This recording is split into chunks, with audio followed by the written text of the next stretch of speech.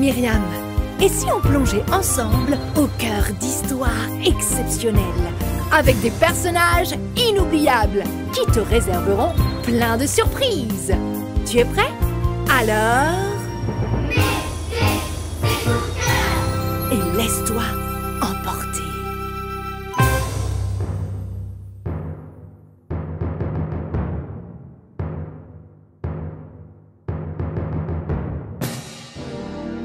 Nous sommes quelques années après Jésus-Christ, une époque glorieuse pour les Romains.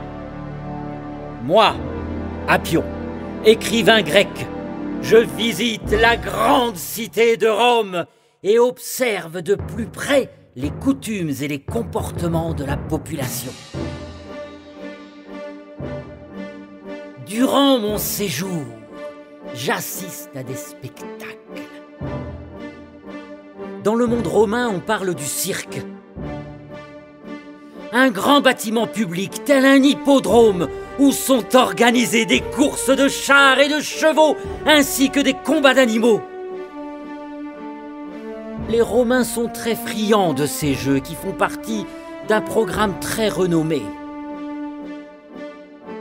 Me voilà au milieu d'eux, dans le fameux, le très important cirque nommé Circus Maximus.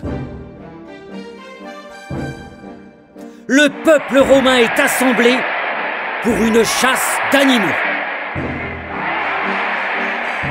Une fois les barrières levées, l'arène est remplie d'une foule de bêtes. Lions, léopards, buffles, rhinocéros, tous plus impressionnants les uns que les autres. Ils sont d'une grande férocité. La cruauté est grande aussi chez le peuple. Des condamnés à mort, hommes ou femmes, sont envoyés au milieu des fauves. J'en avais entendu parler, mais cela est vraiment terrible à voir. Attendez, notre regard est pour le moment attiré vers le clan des lions affamés. L'un d'entre eux se distingue par sa taille incroyable, ses élancements vigoureux et sa crinière flottante et hérissée, mais également ses rugissements terribles qui font frémir tous les rangs des spectateurs. Dans l'arène, c'est l'affolement parmi les pauvres hommes et femmes condamnés. Les animaux sont enragés, poussés par l'excitation et les cris des spectateurs. Ils s'élancent, certains bondissent sur leur proie. Mais soudain, notre fameux lion si impressionnant s'arrête net dans sa course. Alors qu'il allait bondir lui-même sur un homme terrorisé au sol, le lion, comme saisi d'étonnement, se dirige doucement vers l'homme. On peut distinguer les lèvres de l'homme qui bougent. Il parle à Dieu. Mais que dit-il? Et puis, attention, le lion s'avance progressivement, très observateur, comme s'il reconnaissait l'homme à terre. Le voilà maintenant qui agite la queue d'un air soumis et se frotte contre le corps de l'homme. Il lui lèche les jambes et les mains, tandis que l'homme apeuré lève doucement la tête. Incroyable!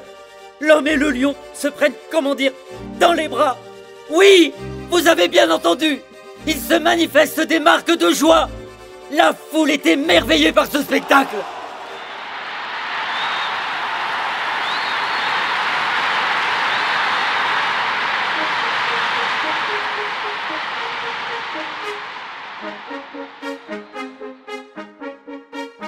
Faites approcher cet homme, demande l'empereur.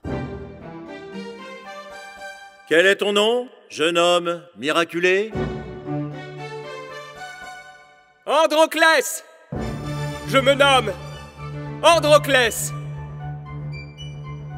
Comment expliques-tu que tu aies été épargné par cette bête cruelle? Pourquoi? Aimerais-tu le savoir? Alors faisons un bond en arrière et découvrons qui est Androclès et ce qui lui a permis d'avoir la vie sauve aujourd'hui.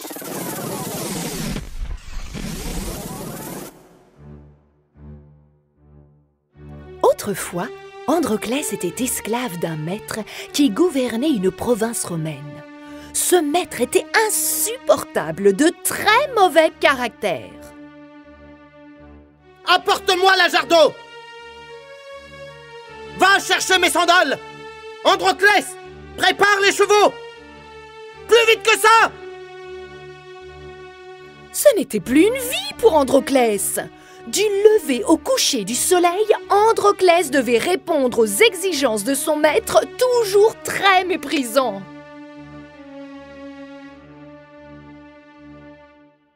Une nuit, Androclès décide de s'échapper. Tout le monde dort dans la maison. Il part loin, très loin de la ville, pour atteindre le désert. Il espère ainsi que personne ne pourra le retrouver. Mais le désert, il fait chaud sous l'ardeur intolérable du soleil. Et puis, où trouver de la nourriture? Et surtout, de l'eau. Pendant 2 jours, Androclès se nourrit avec ce qu'il a rapporté de chez son maître. Puis, le 3e jour, il n'a plus rien. Que faire? C'est alors qu'il passe près d'une grotte. Ah oui! Pour avoir un peu d'ombre et de fraîcheur, c'est l'idéal! Fatigué par sa course incessante sous le soleil, il se réfugie dans cette grotte. Quelle n'est pas sa surprise quand il entend un bruit que tu reconnais aussi.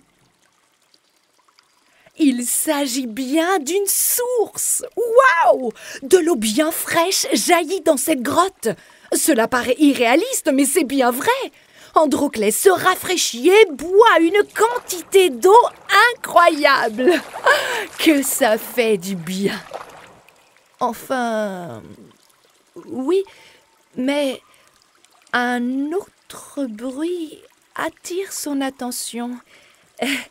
Cette fois, un bruit beaucoup moins rassurant.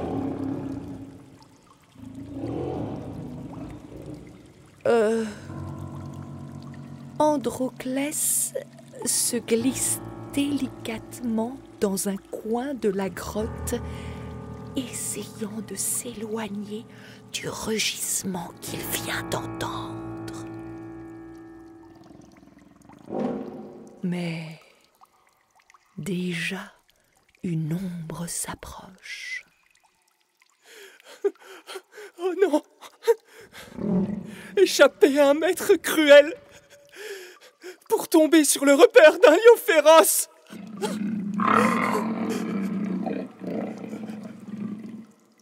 Ma vie s'arrête vraiment ici. Tout tremblant, recroquevillé, il prie. Oui, tout comme dans l'arène, il parle à Dieu. Dieu, aie pitié de moi. Sauve mon âme de la mort. Androclès s'attend maintenant à ce que le lion bondisse sur lui. Mais, au contraire, il avance lentement et pousse des gémissements plaintifs de douleur. La vue de ce lion traînant une patte sanglante frappe Androclès d'épouvante. Arrivé à sa hauteur, le lion tend sa patte, comme pour demander du secours. Tu es blessé? Ne t'inquiète pas, je vais t'aider.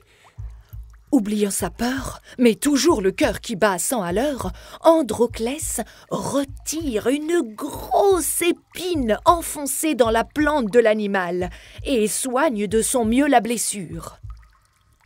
Le lion se calme et, soulagé par les soins d'Androclès, se couche et s'endort, sa patte dans les mains de son sauveur. Ainsi commence une belle amitié. L'homme et le lion, depuis ce jour, sont devenus les meilleurs amis du monde. Leur vie est rapidement organisée. Le lion chasse et ramène à son ami de quoi manger. Je ne peux pas faire de feu pour faire cuire la nourriture. Mais je vais faire rôtir tout ça au soleil. Ah, merci mon Dieu pour ce bon repas. Amen. Pendant 3 ans, ces deux-là vivent une vie paisible, se tenant compagnie et vivant leurs aventures à deux. Je suis un homme libre et heureux. Mais un jour, alors qu'Androclès s'est assoupi sur une falaise, des soldats romains le découvrent et hurlent « Un esclave en fuite !» Ils se jettent sur lui pour l'enchaîner à nouveau. Pris au dépourvu, Androclès regarde autour de lui, espérant l'intervention de son ami lion. Mais il ne voit que le désert vide. Les Romains ne perdent pas de temps et ramènent Androclès à son maître qui, fou de rage, déclare « Emmenez-le à Rome et jetez-le aux bêtes !»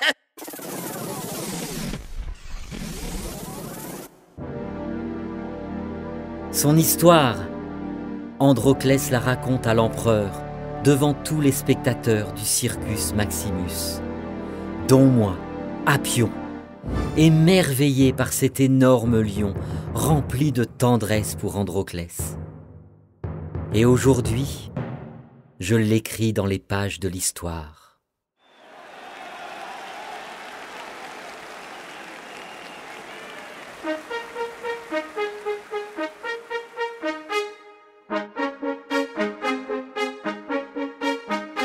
Eh bien, ce lion a épargné ta vie. Mais moi, j'ai le choix de vous faire mourir ou de vous rendre votre liberté. Je vais laisser le peuple décider de votre sort. L'histoire d'Androclès est retransmise au public et l'engouement ne se fait pas attendre.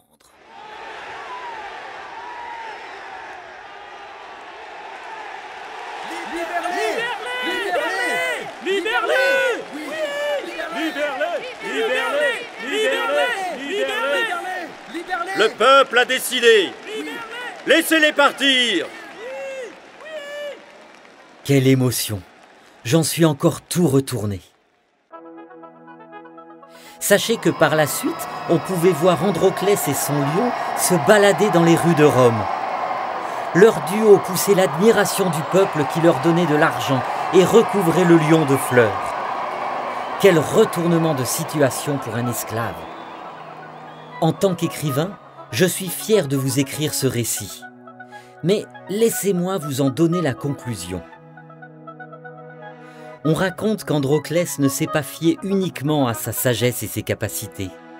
Il avait son Dieu, bien plus grand que lui et à qui il parlait. Visiblement, les 2 fois où il pensait être dévoré par le lion, dans la grotte et dans l'arène, il fit cette même prière. Dieu, aie pitié de moi. Sauve mon âme de la mort. Vous constaterez avec moi que Dieu l'a entendu, que Dieu est donc à l'écoute de celui qui s'adresse à lui et peut répondre de toutes sortes de manières, parfois très inattendues, mais bien réelles. Toi qui m'écoutes, cherche de tout ton cœur à connaître ce Dieu puissant, bien plus fort que la mort, et le Dieu de la vie. C'est lui qui peut te protéger.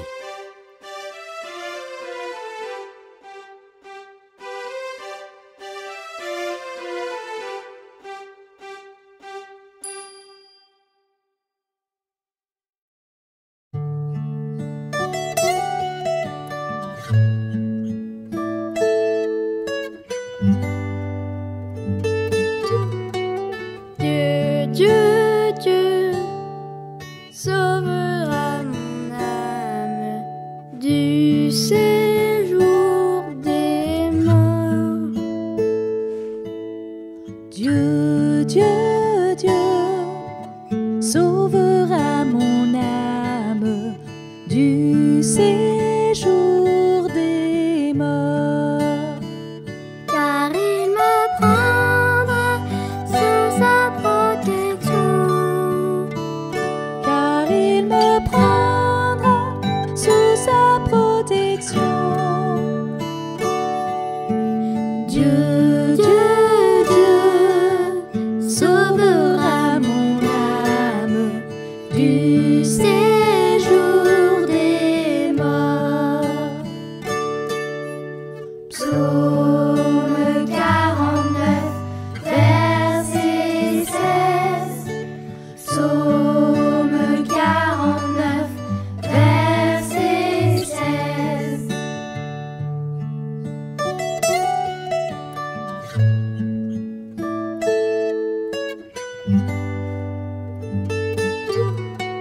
Dieu, Dieu, Dieu, sauvera mon âme du séjour des morts.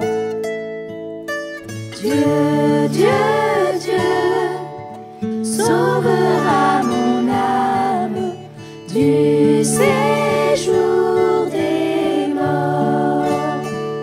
Car il me prendra sous sa protection. Car il me prendra sous sa protection. Dieu, Dieu, Dieu, sauvera mon âme du séjour des morts.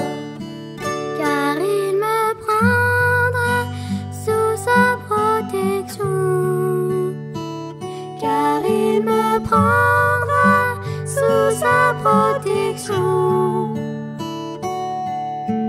Dieu, Dieu, Dieu, sauvera mon âme du séjour des morts.